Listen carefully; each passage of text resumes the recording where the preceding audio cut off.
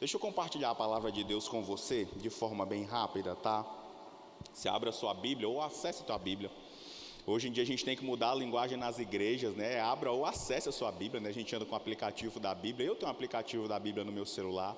Num livro que é uma carta de um apóstolo que foi escolhido por Jesus para ser o guia da igreja, né? A coluna da igreja no Novo Testamento, que é o apóstolo Pedro. O livro de Pedro, primeira carta do apóstolo Pedro, no capítulo 1, no versículo 18.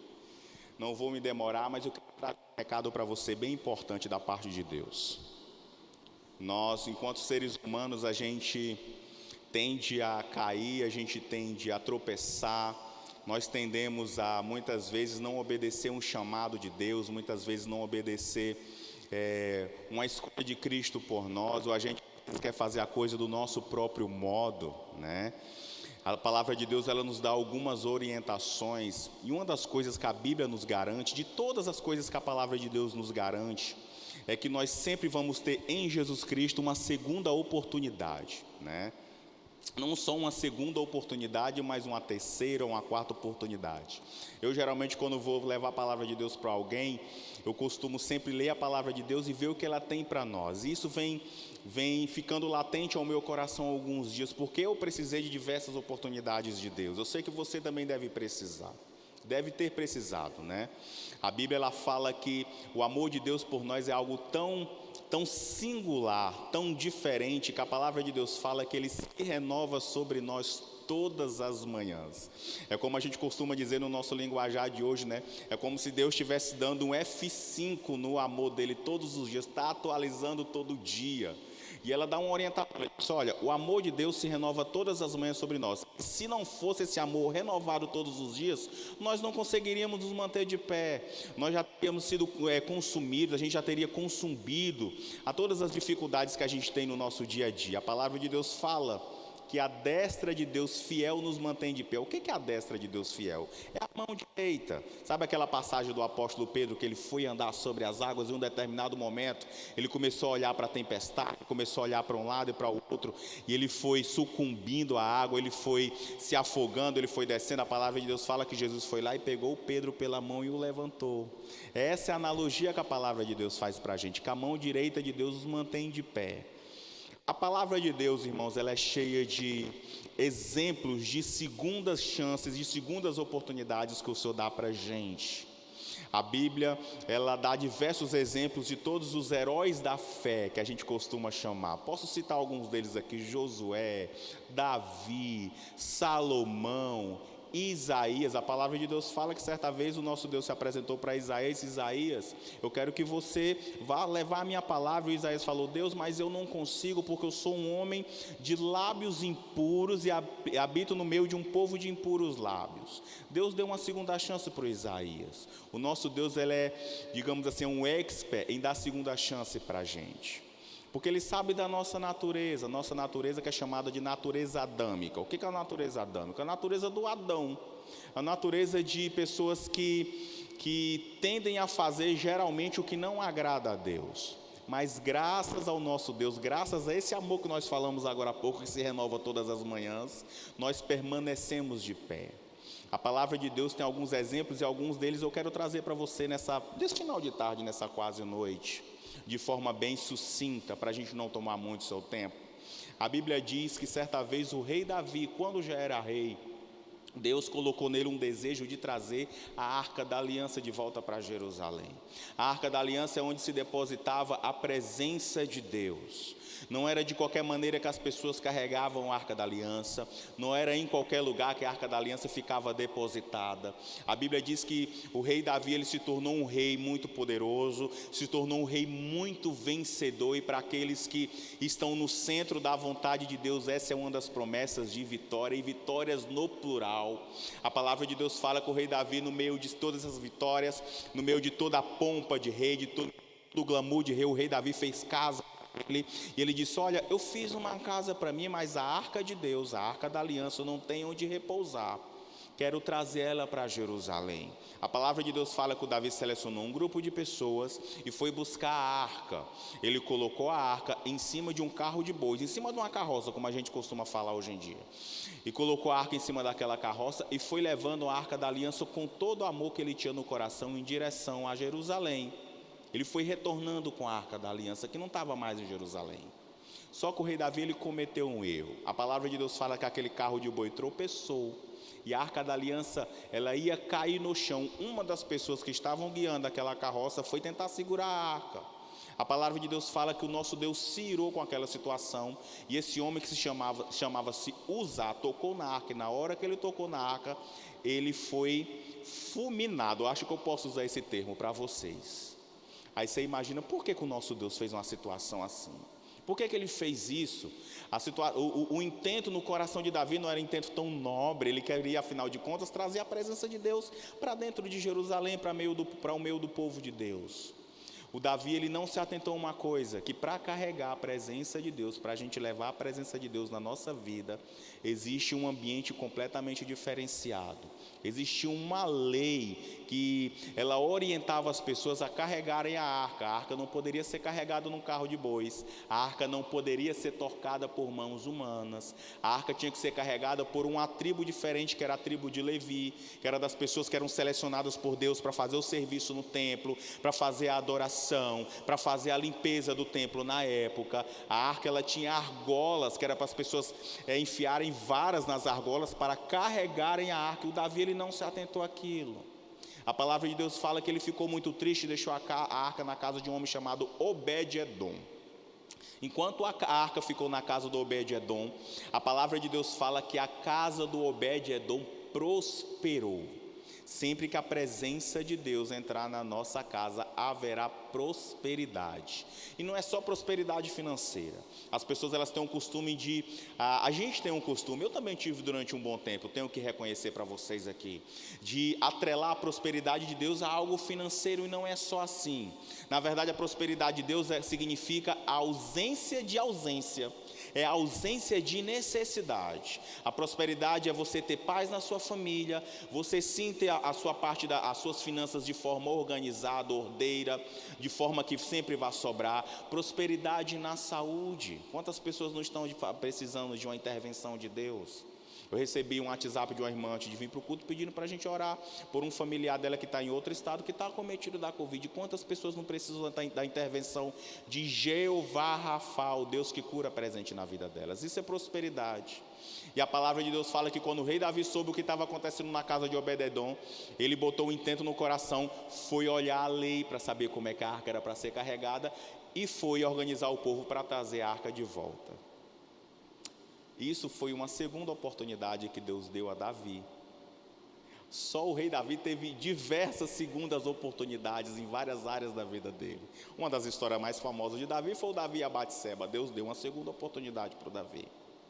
A palavra de Deus fala que certa vez Moisés subiu ao Monte Sinai. A Bíblia diz que Deus chamou Moisés no Monte Sinai para entregar a ele as tábuas da lei, os conhecidos 10 mandamentos.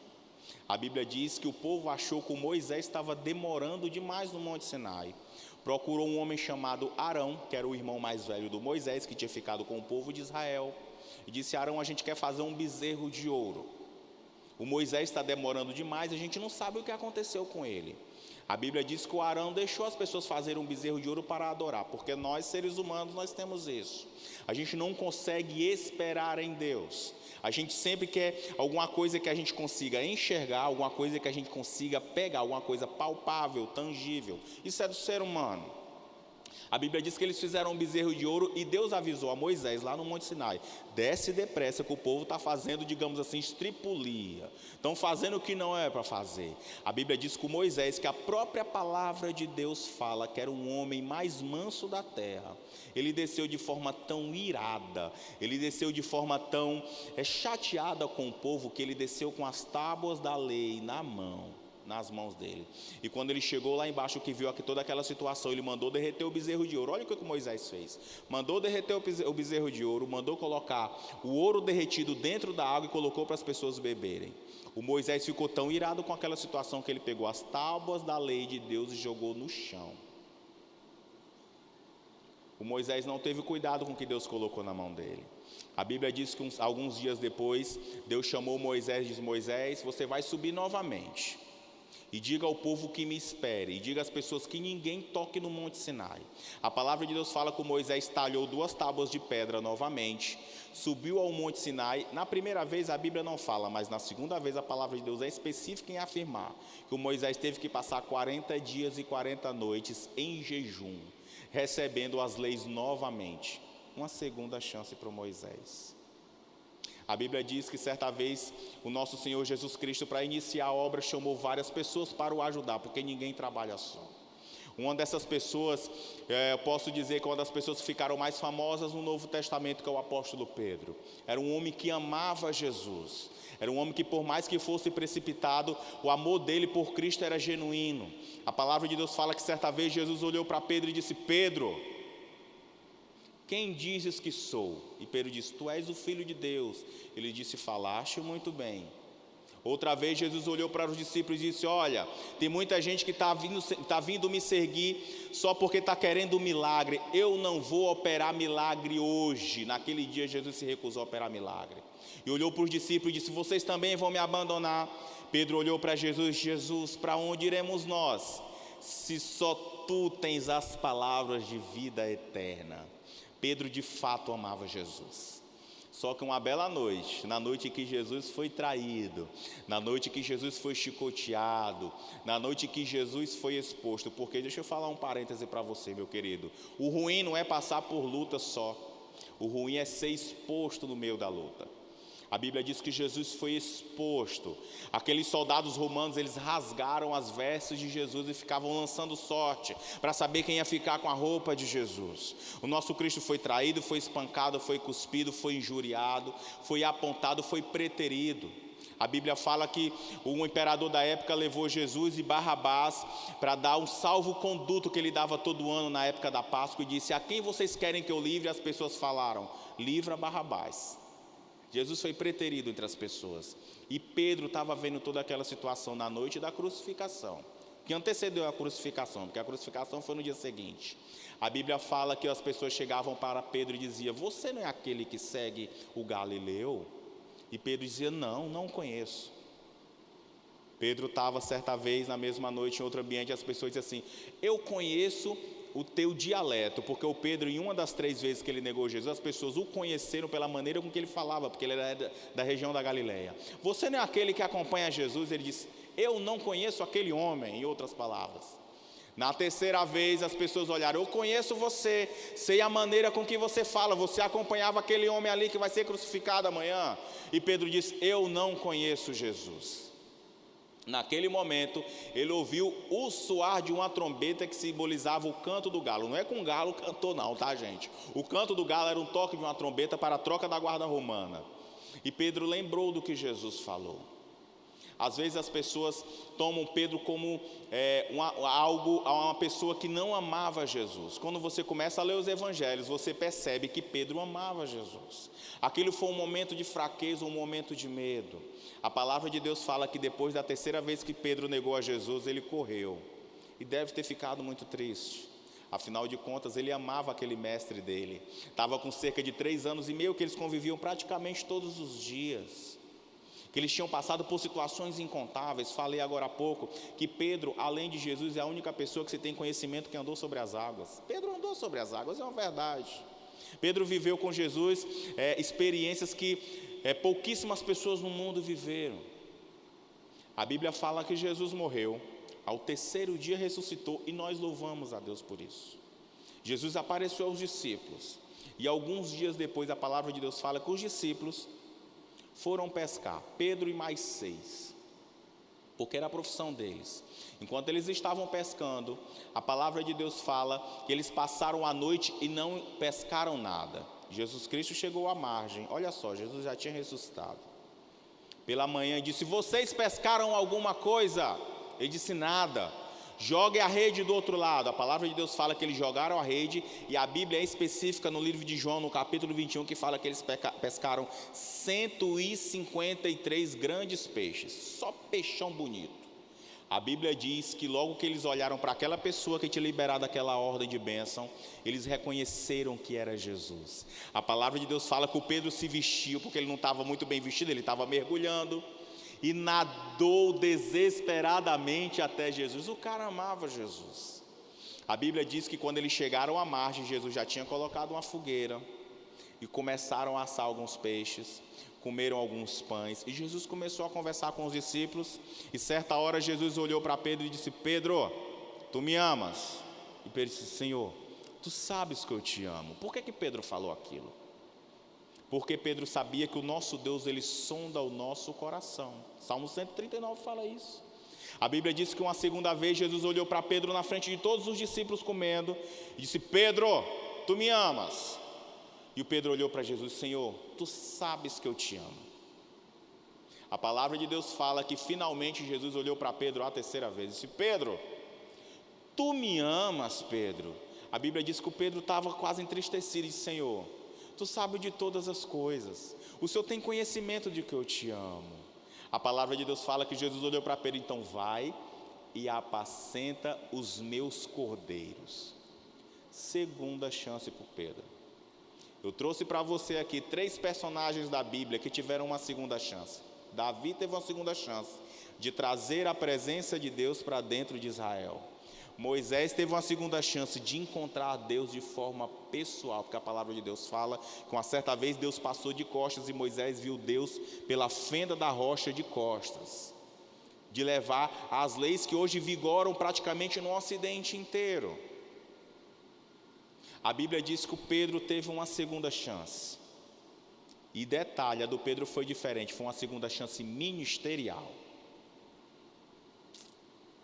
Às vezes a gente vai cometendo determinadas situações na nossa vida e a gente pensa que não tem mais uma segunda chance. Deixa eu te falar uma novidade. O nosso Senhor Jesus vai sempre renovar chances sobre a tua vida todas as manhãs. O amor de Deus é incontável. A palavra de Deus fala que o apóstolo Pedro, esse mesmo apóstolo Pedro que eu trouxe para vocês agora no final desses exemplos, escreveu algumas cartas. Muito provavelmente, acho eu, e alguma opinião minha, se vocês me permitem, por experiência própria. A Bíblia diz no livro de 1 Pedro, capítulo 1, no versículo 18, ele falou assim para as pessoas: porquanto vós sabeis que não fostes, na minha Bíblia aqui fala redimidos, mas tem uma versão que fala comprados. Porquanto vós sabeis que não fostes comprados com coisas corruptíveis, e ele dá exemplo, como prata ou ouro, da vossa vã maneira de viver, a qual recebeste dos vossos pais, mas com o precioso sangue de Cristo, como de um cordeiro sem defeito e sem mancha. O apóstolo Pedro estava fazendo questão de mostrar para as pessoas a qual ele escreveu essa carta,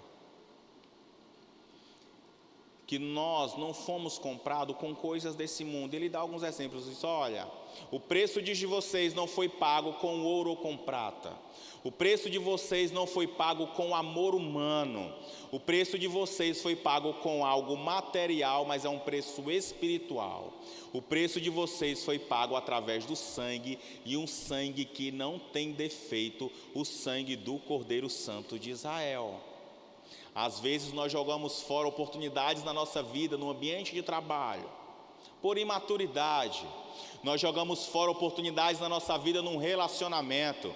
E aí tende-se por relacionamento, seja um relacionamento amoroso, um relacionamento de amizade, um relacionamento de vizinhança, um relacionamento de negócios. Às vezes a gente joga um negócio fora. Pessoas que estão em busca de uma segunda chance para formar uma família, que não foram muito felizes na sua primeira chance de formar uma família, que família é algo que é plano de Deus para a humanidade. Pessoas que estão em busca de uma segunda chance no ambiente de trabalho, pessoas que estão em busca de uma segunda chance no ambiente de estudos, na vida acadêmica, pessoas que estão em busca de uma segunda chance na sua vida ministerial, que caíram, que escorregaram. Tem um ditado popular que diz que o cair é do homem, mas o levantar é de Deus. Isso é mais do que uma verdade, é de Deus nos levantar e faz parte da nossa natureza cair. Tenha em mente uma coisa na tarde de hoje. Eu vou falar à noite, já é noite. Tenha em mente uma coisa na noite de hoje. O Senhor Jesus te olha com olhares de amor e todas as manhãs esse amor sofre um F5. Vai sendo atualizado. O apóstolo Pedro falou aqui: a salvação de vocês, o amor que Deus estende a vocês, ele não é descartável. Não é porque hoje você pecou, não é porque hoje você fez alguma coisa que o Espírito Santo já colocou e já está coçando na tua mente dizendo: não é para você fazer isso, não era para você ter feito isso, não era para você ter se envolvido da maneira que se envolveu, não era para você ter ingerido o que você ingeriu, não era para você ter frequentado o lugar onde você frequentou, não era para você ter feito o negócio que você fez, que eu não te amo. Eu continuo te amando, porque o meu amor foi demonstrado, o meu amor por você teve um preço caríssimo, que foi o sangue do Cordeiro Santo de Israel. Entenda uma coisa, meu querido, a graça de Deus sobre nós, ela é de graça, mas em momento nenhum ela foi barata. É o mito da graça barata. A graça é de graça, mas não foi barata. Ela foi caríssima. O apóstolo Pedro, nas palavras dele, ele falou: vocês foram comprados com algo caríssimo, que foi o precioso sangue do Cordeiro. Todas as vezes que vocês pecaram, vocês têm, o apóstolo João falou na epístola dele, vocês têm um advogado que intercede por vocês à destra de Deus, a saber, Jesus Cristo. Se você estivesse aqui na igreja, eu ia dizer: diga glória a Deus. Mas eu sei que vocês estão falando em casa. Todas as vezes que nós caímos, todas as vezes que nós escorregamos, todas as vezes que nós fazemos algo que nós temos a consciência que não agrada a Deus, entendam uma coisa: corra para Jesus. Ele vai estar de braços abertos para te receber. Afinal de contas, uma certa vez, e quero encerrar com essa consciência para você, uma certa vez Jesus falou que ele tinha uma meta. Igual as pessoas no ambiente de trabalho, igual as pessoas na faculdade, nos estudos, elas têm uma nota a alcançar. Jesus Cristo tinha uma meta. Ele falou para os discípulos, ele disse: olha, ele não falou o termo meta, mas significa isso: eu tenho uma meta, vou usar esse termo para ficar mais fácil. A minha meta é: todo aquele que o meu Pai me deu, eu não posso perder. Todas as vezes que você correr em direção a Jesus, Jesus Cristo vai estar te esperando. Afinal de contas, foi Ele que falou: aquele que vem a mim, de modo algum eu lanço fora. Que nesse culto, que nessa noite já, você tenha a consciência para essa semana que se inicia, que se você fez alguma coisa, que você tenha a consciência que desagrada a Deus.